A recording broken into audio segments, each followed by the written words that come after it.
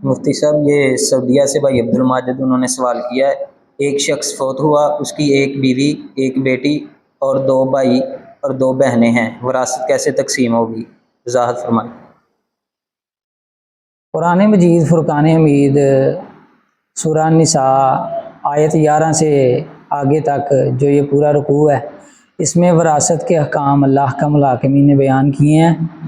تو اس میں اللہ فرماتے ہیں فَإِن كَانَ لَكُمْ وَلَدٌ، اگر مرنے والی میت کی اولاد ہو فَلَهُنَّ الثُّمُنُ، تو بیوی کو 8واں حصہ ملے گا۔ یہاں 8واں حصہ مرنے والی کی بیوہ کو ملے گا۔ وَإِن كَانَتْ وَاحِدَةً فَلَهَا النِّصْفُ، اگر بیٹی ایک ہو تو وہ نصف مال لے گی سارے مال میں سے، اور رہا جو اس کی دو بہنیں اور دو بھائی ہیں، جی ہاں جی، اس کی دو بہنیں اور دو بھائی ہیں، تو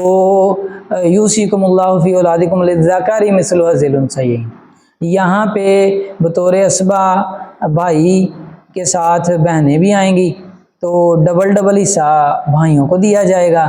اور ایک ایک حصہ بہنوں کو دیا جائے گا۔ تو گویا کہ اس مال کی تقسیم ایسے ہوگی، کل مال کا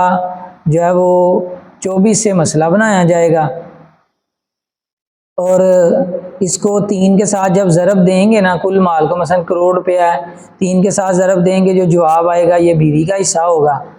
اور پھر جو رقم ہے باقی اس کو جب ہم 12 پہ تقسیم کریں گے، جواب آئے گا وہ بیٹی کا حصہ ہے، اور اسی طرح 6 رہ گیا پیچھے، یعنی 4 بھائیوں کے حصے